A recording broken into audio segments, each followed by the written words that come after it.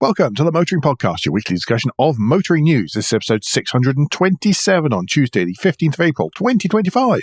Hello, I'm Alan. Hello, I'm Andrew. And this week you'll catch up on a lot of news that hasn't made it into recent shows thanks to waves at the world.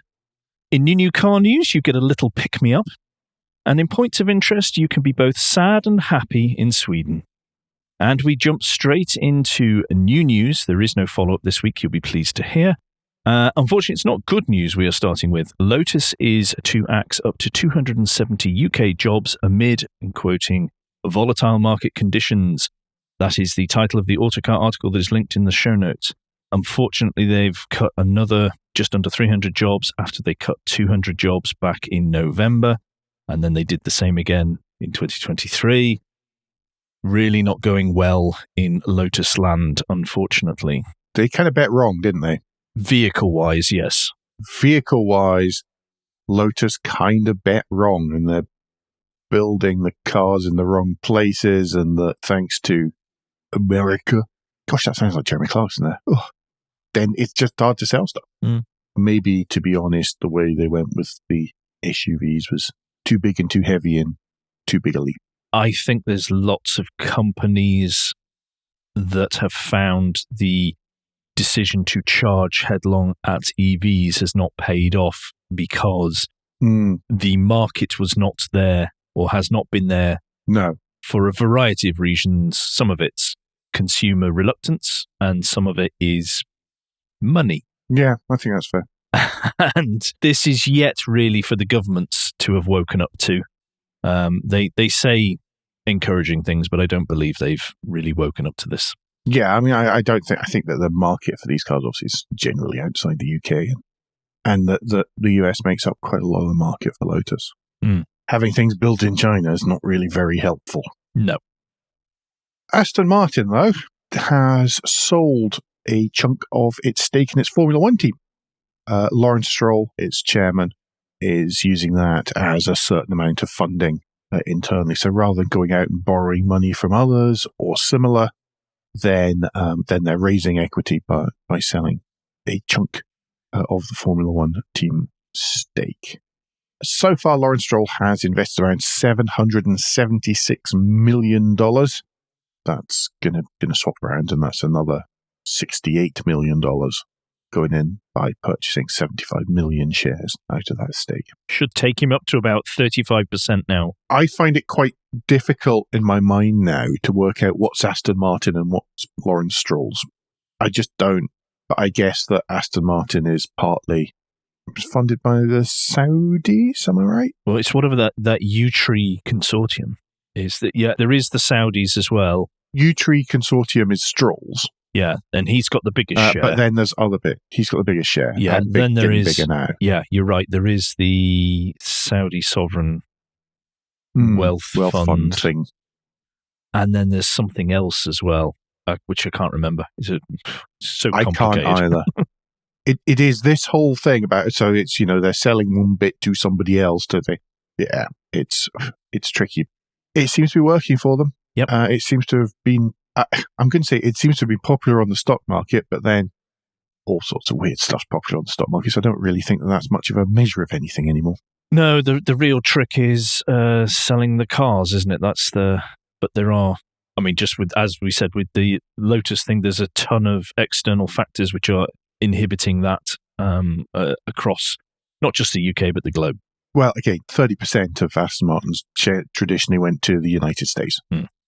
And I think Aston is one of the companies, along with JLR and all these, who are right at the minute going, look, we don't know what's going to happen whilst these things are in transit.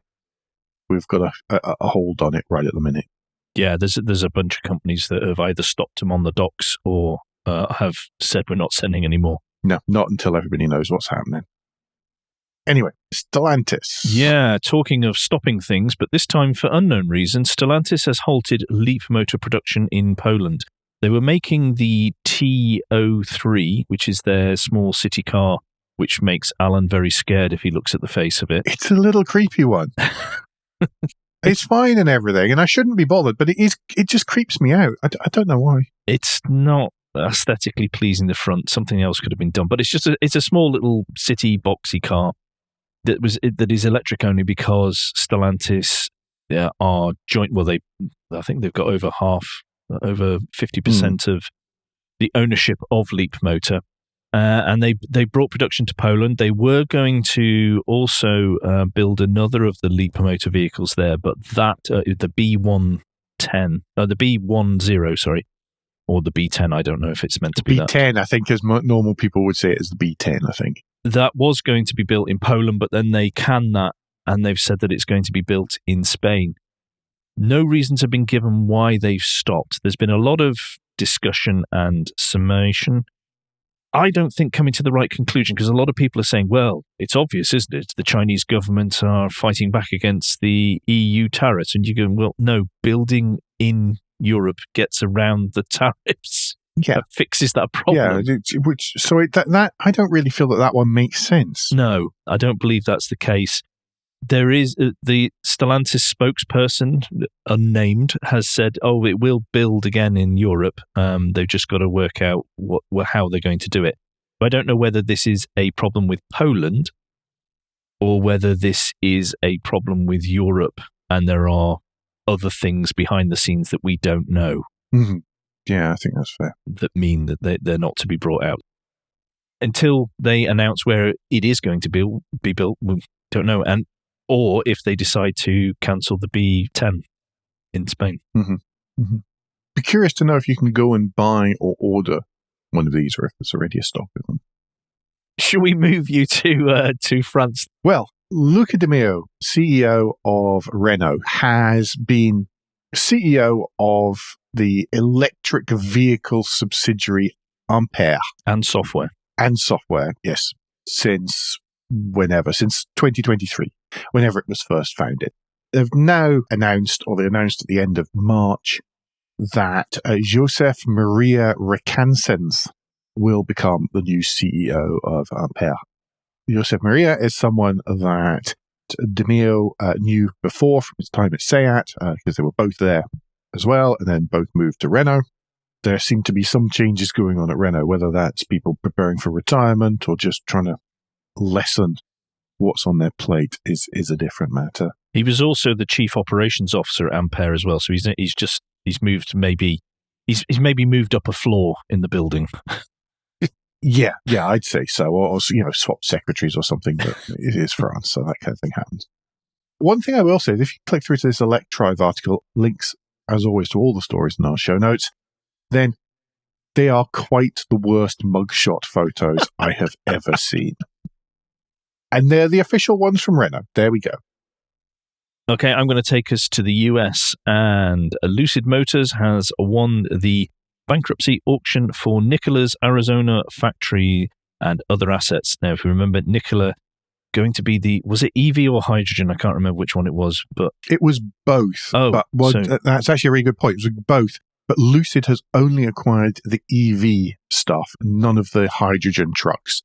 But yeah, with Nikola, they discovered you can go an awfully long way and you can film some really impressive film by just rolling a truck down a hill. Yes, the man who is famously, after giving $1.8 million to the US president's campaign, has now received a full pardon for fraud, which he, funnily enough, investors didn't find it funny that the electric and hydrogen vehicle didn't exist and that he'd pushed it down a hill.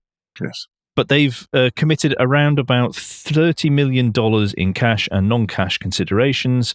You said you think this makes sense. I don't think this makes sense because I feel Lucid have enough trouble with losing eye-watering amounts of money per car. Yes, they are. Yes. However, they are also trying to broaden their range to, spread the loss.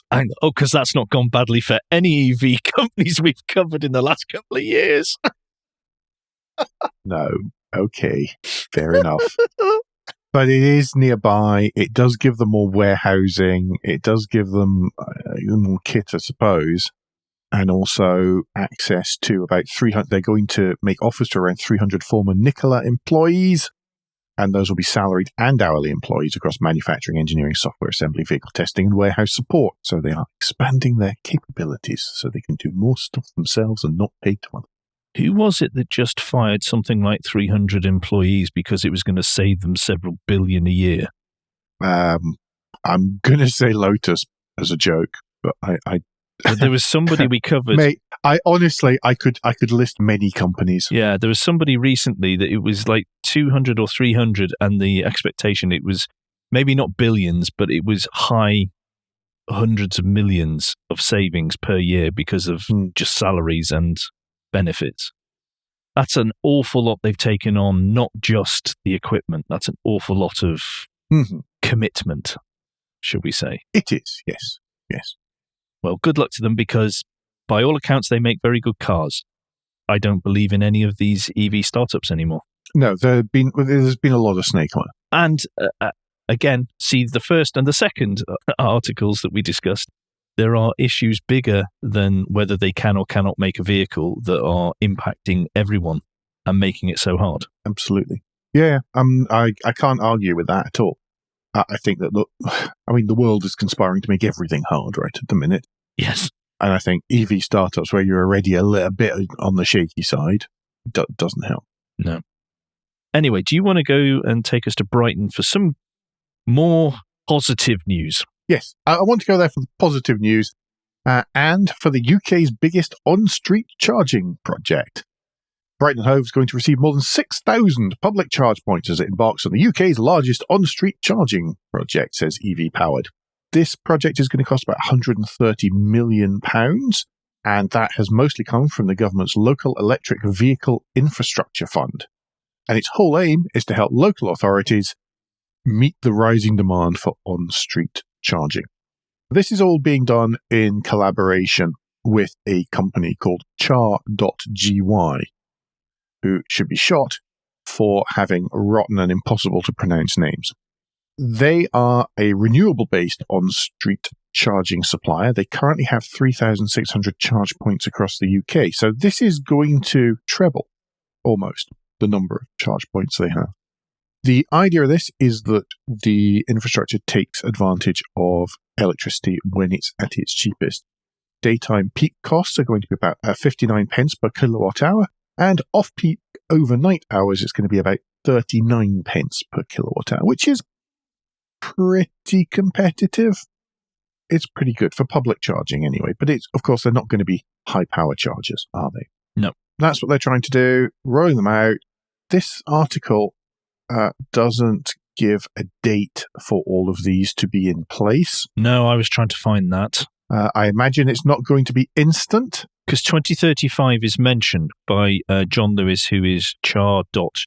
He said, this is, and I'm quoting here from the article, which is quoting him, this is a huge moment for the country and its EV ambitions ahead of 2035. But that is only talking about what the government have just announced about hybrids are being allowed to be sold up to 2035 at the moment. Mm-hmm. It's zero emission post 2035. There's no actual date over which these 6,000 are going to be deployed. I would imagine the first ones are going to be pretty imminent, but goodness knows what's going to happen after that.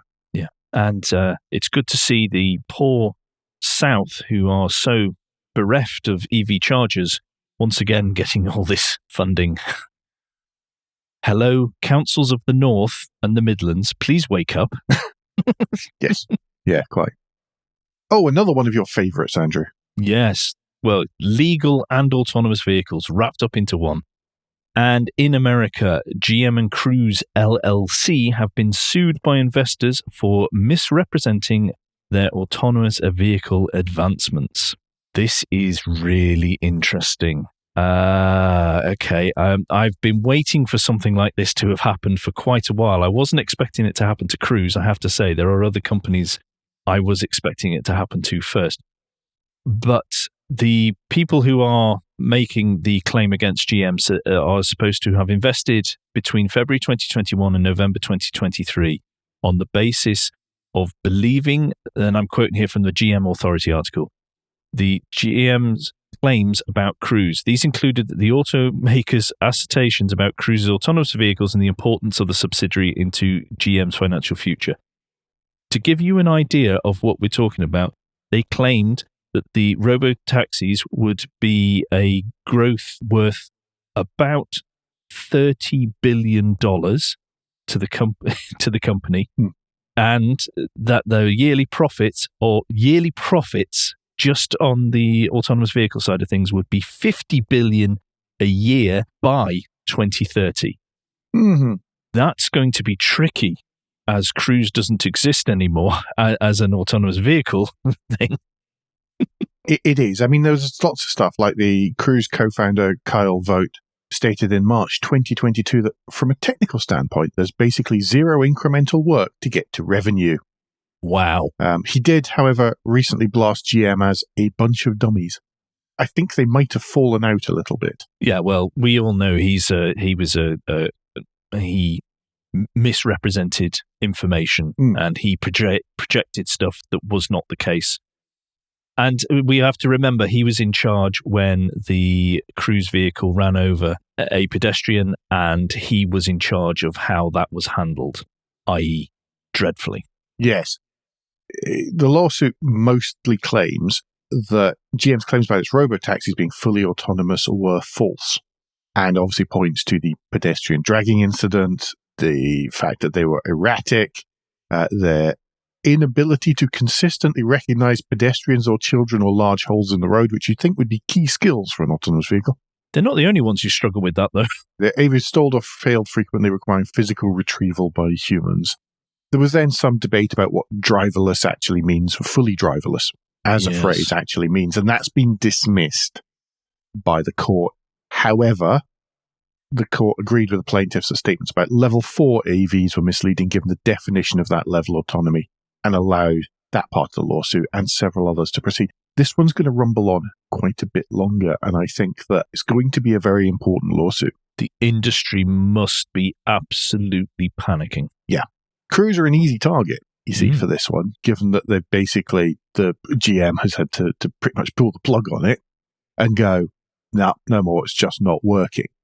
The thing is that if the different parts of the proceeding go forward, and obviously this group are successful, then the same arguments can be used as precedent with lots of the other companies. That's why this one is really quite important. It will have an impact, and lots of people will be watching this. And because the same arguments could be applied to, I don't know, Tesla, maybe? Absolutely. Anybody? Robotaxi? Waymo is another grand one. Waymo's another one. Yep. Let's round off this sort of gathering up of different bits and pieces of news from the last couple of weeks, and let's talk about something which is good. The Historic and Classic Vehicles Alliance, the HCVA, has launched a new careers hub. HCVA is a not-for-profit organization, and it's dedicated to safeguarding the future of classic and historic vehicles, and they've launched a careers hub to address critical challenges in the industry. The idea being that people can see where there are jobs, see what skills are needed, and see if they have those skills for those jobs. Yeah. You can advertise on there if you are looking for people. You can also then apply, or at least connect up with those advertisers via the hub. All the vacancies will be promoted on HCVA website and social media channels, and until the 30th of June, the service is going to be free of charge for all HCVA members. Do follow that through. There'll be a link in the show notes to the Haggerty story about this. Obviously, then there are links to the Careers Hub, and Andrew, you might just put in a direct Careers Hub link, I suppose, as well. Mm-hmm. There's about half a dozen jobs on there. I had a look yesterday, as it stands. But that's good news. That's excellent. It is. I think that's a really good thing. Again, one of the things we're brilliant at in the UK is mechanical engineering, making stuff and being able to remake stuff as well to very high quality. Anyway, that takes the Guilt Minute, quick break in the show where we ask for a tad of financial support to keep the lights on and the hosting running. If you feel the Motoring Podcast worth a small consideration every month, then you can become a patron. Different levels of patron include different levels of commitment from us to you, including being able to watch the show recorded live. We also have a small range of merchandise in our spring store, from stickers to mugs and t-shirts. If you don't have any spare cash, and we do completely understand, then you can help us by following for free from a podcast player to receive every show as they're released, and by liking and rating the show, whatever way your podcast supplier lets you. If you've done all that, some of you do, so thank you very much, then the last thing you can do is to recommend us to your friends or colleagues. Thank you, everyone that does. Very much appreciated. Mm-hmm. As always, yes. New car news, and I'm going to start Again, this is a bit of rounding up of vehicles that have slipped through the net over the last few weeks. And we're going to start with the Audi A5 PHEV, which will bring a 67-mile electric-only range, and the prices will start from £49,000. It's going to be connected to a 2-litre petrol engine. Can I quickly remind people, the A5 is what used to be the A6 before Audi then decided they weren't going to go with the naming. Is it? Yeah. Well, this is working well, isn't it? It's the A5, but then they've gone back again now. It's only for the A5. And it does. It even says in this. I'm so sorry. It even says in the Autocar story, replacing the A4. Everything else was going to change, is now not going to change, so we're sticking with what it was. And then when the next model of the A5 and the A6 come out, it will go, or maybe it won't. Maybe they'll have got another board member who goes, actually, I need a bit more money from my badge making company that I clearly own, so let's change something up again. I'm so sorry. This naming is such a cluster. I didn't actually mean to start that. It's been a mess since they changed to numbers for the engine thing. Oh, yeah, but everybody just ignores that. Mm. Anyway, I'm sorry. I sent that off on a tangent. Back to the car. It's the 2-litre petrol mated up to 140 brake horsepower electric motor with the automatic gearbox is said to deliver 295 brake horsepower. It's going to be only sold in four-wheel drive quattro guise in the UK. It will come as saloon and as estate, and it is a 20.7 kilowatt hour battery, apparently, and it can charge on an AC up to 11 kilowatts as a maximum. I love the range of the electric only. That is a really good thing. 67 miles of electric only range. That's so what, most 55, 50, probably in real world usage. That's still a fairly decent. And then you can plug it in whenever you get home, and by the next morning, it'll be all ready for your commute again. Yeah. Brilliant. Prices are going to start at $48,950 for the saloon. And then if you go for the Edition 1 estate, that is £60,000, $520. It's a lot, but it's not too bad. It's going to sell competition and stuff. For the I hope so, actually. In fleet. It's going to sell absolutely shed loads in fleet, isn't it? As I say, I hope so. I actually really like it, despite me making fun of the naming and all of that stuff. The actual car itself, it's good looking. Yeah, with the pictures seem to be mainly of the estate. Yes, which is always a more flattering version, and it does look good. Yeah, it does. I quite like it. I think it will probably be an asset on the road, and I really hope it sells well. Yep. Anyway, do you want to take us to something slightly different? Yes, I've ended up with the Isuzu story today. So, well, mainly because read the headline. That's why you've ended up with the Isuzu story. It says, "Forget Porsche 911s. We need more resto mods like this excellent Isuzu Dragon Max." Yes, I mean it has my. It's almost drink-worthy now. My antipathy towards many of the 911 resto mods, and it also has an Isuzu, so they're generally a win for me. The Dragon Max is based on the third generation D-Max. We got it here in the UK as the Vauxhall Brava, that some of you might remember from the late 80s and very early 90s. We also got the front end of it as the Mark I Vauxhall Frontera. But what they've done here is they have taken, in that sort of Hyundai, what I now think of as that Hyundai style, yes. Is they've taken it, they've lowered it, they've put nice wheels on it, they've got a really tidy body kit, and then gone for the sort of LED outline around the grille, around the headlamps, these kind of things to sort of emphasize that. I think it looks really cool.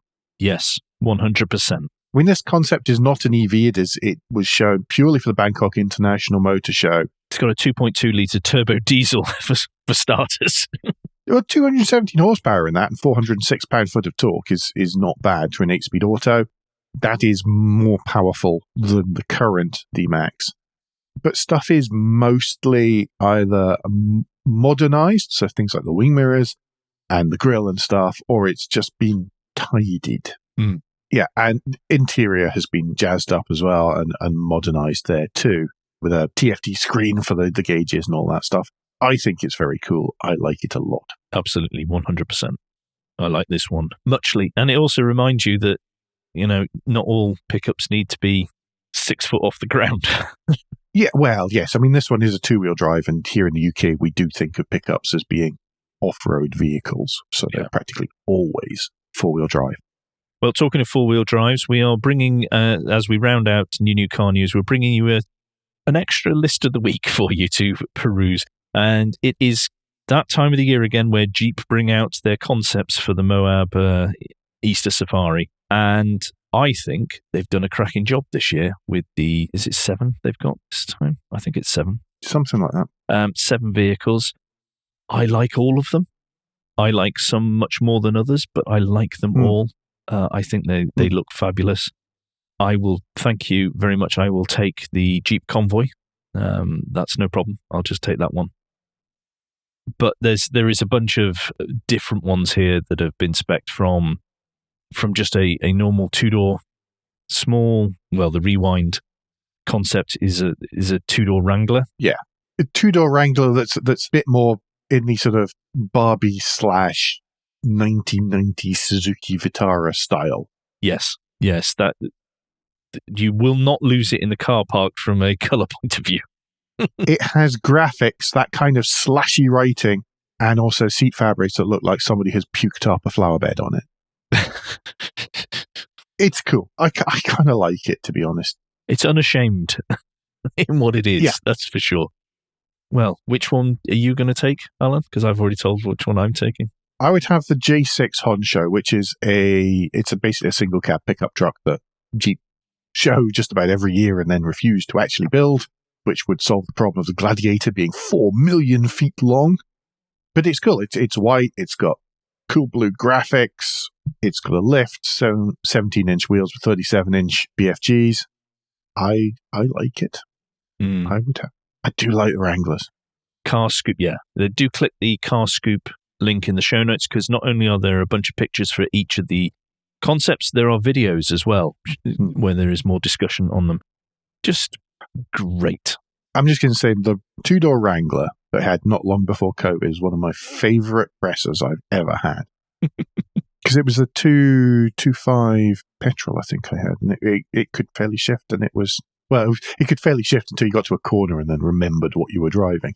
Yes. But I really liked that. That's it's in the special editions. Yeah. Somewhere, because I had that and you had the long wheelbase Rubicon, didn't you? Yeah. Really enjoyed that. Really compromised, but it just put a smile on your face. I looked to buy one in the US and then thought, no, Alan, road trips.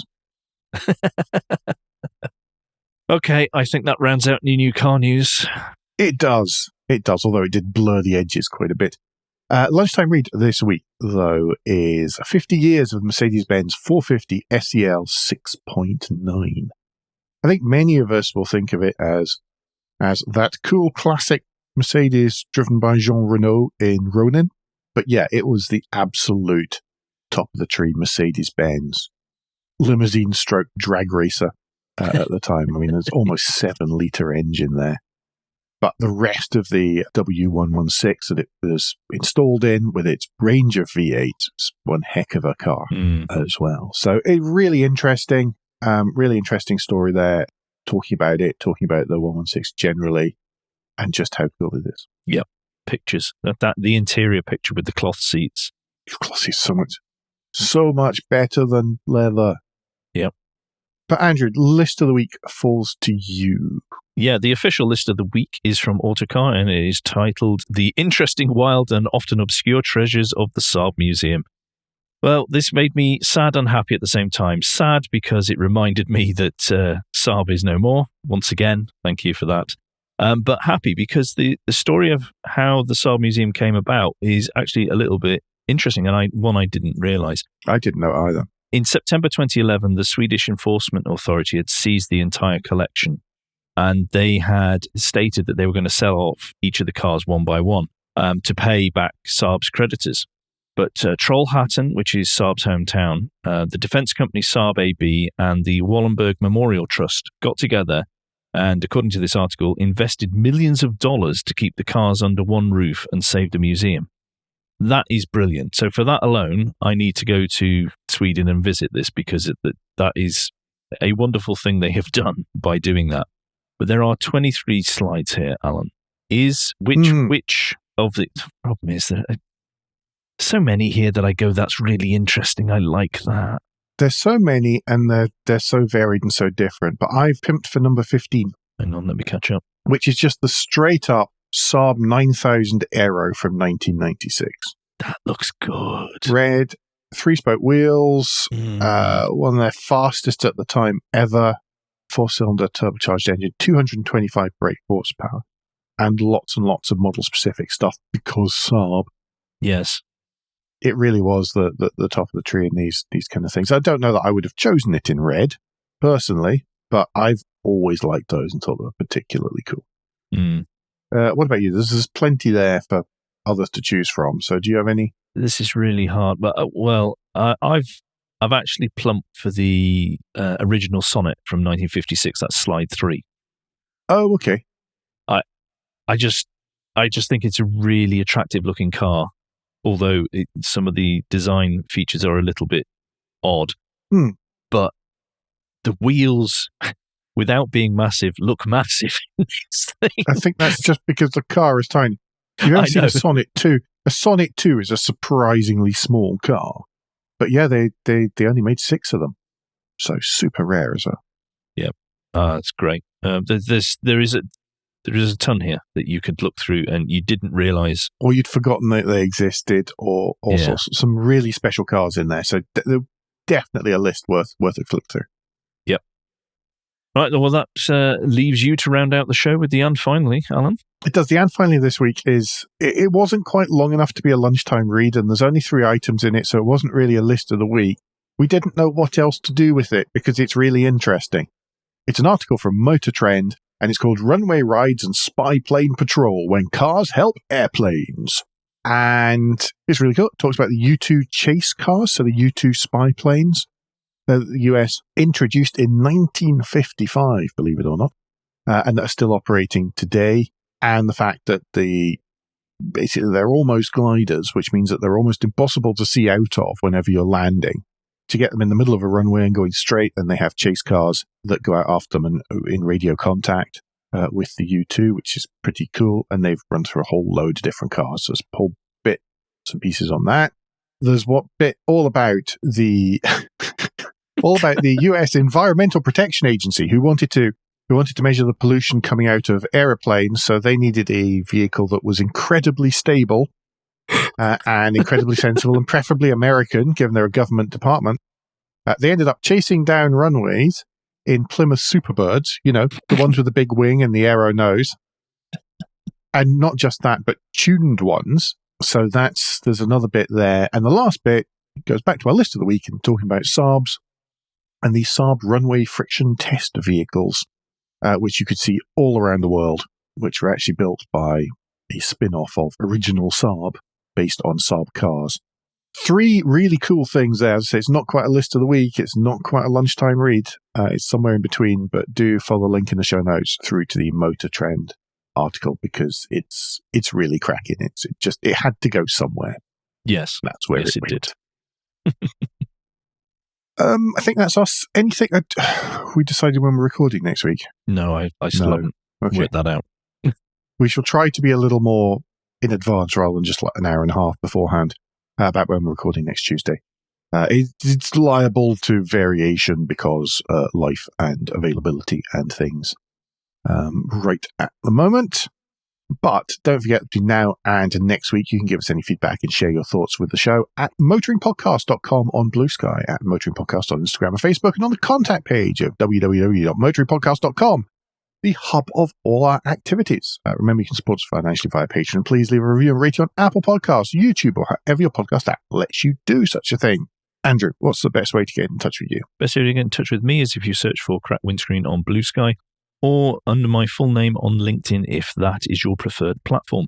And Alan, if people would wish to discuss more about Isuzus and pickups, what is the best way for them to get in touch with you?